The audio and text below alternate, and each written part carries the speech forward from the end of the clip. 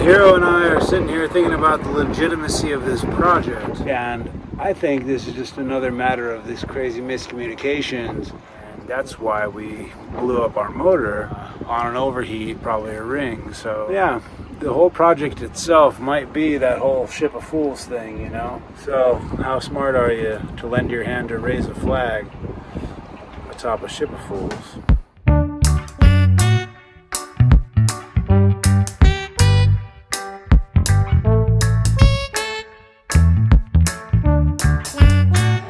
Ahoy mates, we're back. We're aboard the Dink and we've got a little load of stuff and we're heading out to Tradition.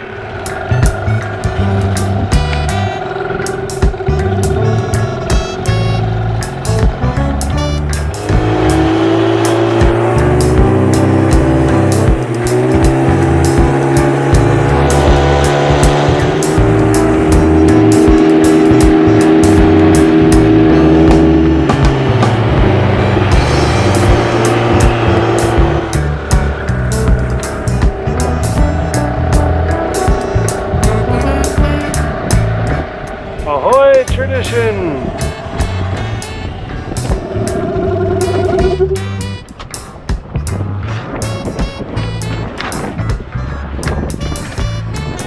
It's our boat.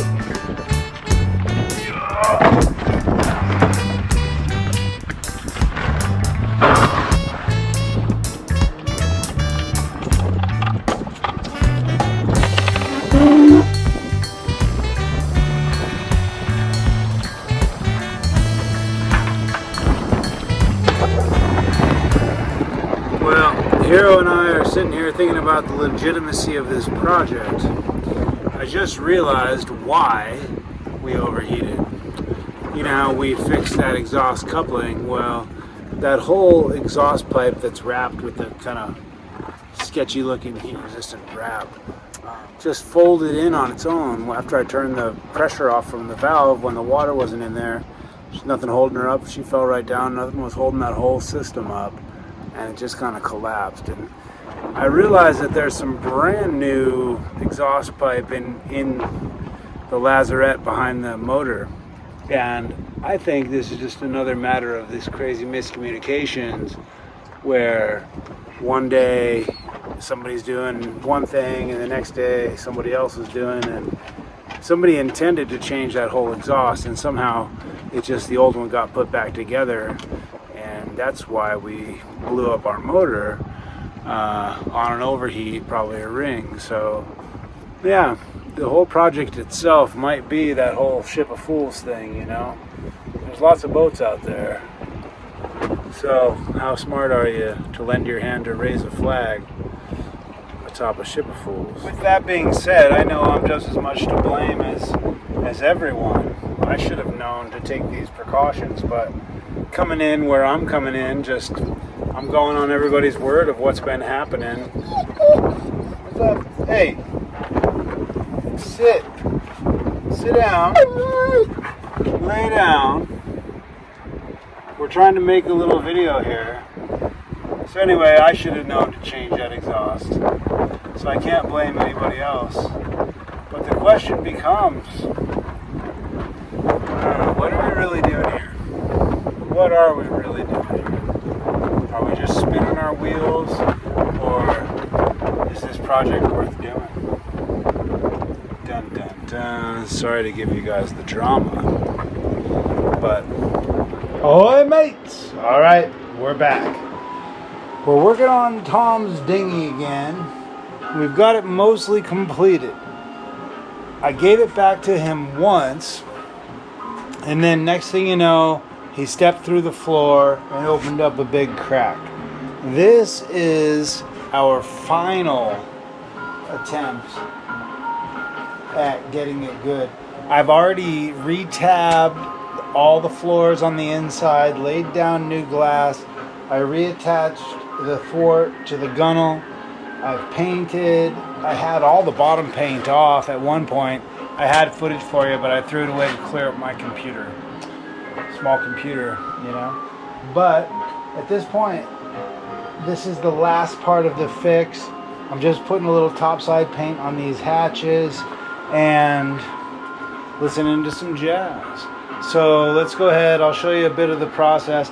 I could have showed you all the fiberglass and stuff like that, but there's so many people showing how it's done, you know. Use your chip brushes, use your popsicle sticks, use a variety of different types of glass, use saran wrap, absolutely, to get a good finish. But I've got a bucket over here in my collection, and I've got lots of different old paints, and I'm kind of using them up on this. This looks to be a topside white. These two are good. This, I'm gonna finish my patch there in this bright sides, but I'm gonna do a fiberglass no sanding primer. Interesting. Fiberlux, old one. It seemed to work. That's the silver one. So I've got lots of these old paints out. This is a 2-part epoxy, which is like a shop floor. That's the yellow. I did the whole boat in that.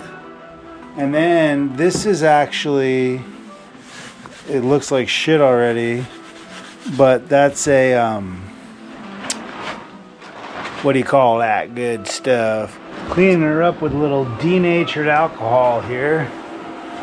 I've got an idea. See, we've got all this expensive bottom paint on a not so expensive dinghy, and I've got this primer, and if I understand how primer works properly, it's not really a finished bond. I'm thinking I can use it just to touch up some of this shit right here. Maybe that's a stupid idea, but worst comes to worst on that aspect of the boat, I don't mind if we have a little extra something to hold us together, just something to rub off. Let's see if this is any good. It's a good test subject. Oh, there, she's already open. Nice. This paint looks good. She's got a film on top. Somewhat satisfying. Oh, the skin. Hey, but this stuff's been stored for a long time and it's still alright. Barely needs to stir. Good paint right there. Bright sides interlocks. Let's go ahead and lay some down. Nice and slow as we use it.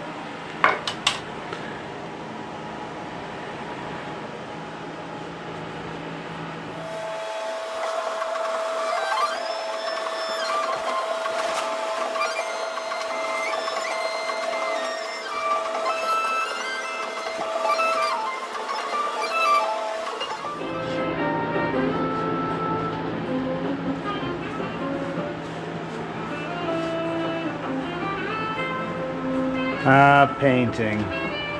Isn't it nice? Cover it up. That was a 2-part epoxy primer underneath. This is just marine plywood. Get the edges. Probably a little drip on the blue, but the blue is just spray paint. I've been trying to convince him to paint the inside of this thing with this stuff, but he wants blue. And I'm not going to go out and buy him blue $100 a gallon paint. Not right now, at least. No need to spend that kind of money. Use what we got, work with what we got. That's the philosophy. Really, Tom and I are the partners. Skip and I play a lot, but Tom's my go-to guy for any advice and all of that. That's why he's important. He's always very important. So we take care of him. If you're wondering why we're giving up the good paint for the dumpster diver, it's because it belongs to Tom. and he deserves it. Ahoy, mates! Well, we're out here, and I tell you what, we created some more work for ourselves, but it's good work, and in the long run, I think it's all gonna pay off. We've been kind of taking a break after Skip's season finale, knowing that I'm coming back into this thing to rebuild a Perkins 4-cylinder. So I've got the boat pretty well organized. There's not a whole lot more junk and detritus. And now we're starting to look at this motor. So I've got the aft quarters kind of cleared out enough where I can start pulling stuff apart. And let me go ahead and show you what I'm talking about. Here in our engine bay, I discovered that this system, which I felt was kind of super sketchy to begin with, she's got a big fold in it right there. And so we were giving ourselves a lot of extra back pressure.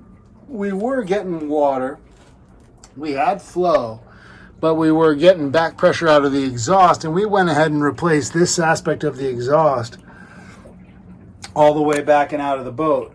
But turns out somebody else had already known this issue existed and went ahead and got all that new exhaust pipe, and what we needed to do was to come under here and replace this elbow. This is already kind of below waterline, and what happens here, out of the heat exchanger, this should be kind of a down elbow where it does split off to have a vented shaft, and then this comes up and it needs to come up way above waterline.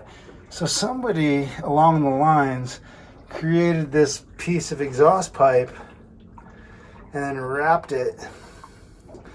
I remember asking Skip if that was okay and what it was, and he's like, oh, well, it's just heat cloth and this and that. And I should have known to really question that, because that's one of the sketchiest looking things on this boat, really. Now, I see a lot of other evidence too. Like when we pulled the deck off, we smashed all these fuel lines. You see how everything's bent? That's because there was like fucking wood chips and this and that falling on everything. That stuff should be standing straight up. Instead, it's all folded over. Same story even all along the motor here. The fuel rail, it's all bent down. Realistically, I should have never let this boat go out like that. And guess who's paying the price? But I'm building up my morale, I'm building up my inspiration, and we're going to rebuild this motor. So don't you worry about a thing. Might take a little while, but this is the beginning of season 2.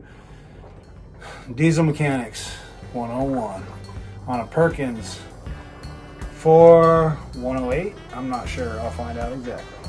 So we're going to come back here ready to strip that exhaust and see if I can't hook up a new exhaust system that flows. I don't know how much I want to run that motor the way it is, but maybe for a few minutes and try to isolate the cylinder. I want to pull the valve cover off and make sure I don't see any sticky valves or anything obvious. We'll take it slow and methodical. We'll be meticulous and make sure it's a good fix. So for now, let's just get ready. And I've got things pretty well organized. There's a place to sit down. We got this room kind of set up with things that are functional for the sailors. This needs to be cleaned. It needs to come off, but it's heavy, so I'm gonna wait. The bow is kind of getting reorganized a bit.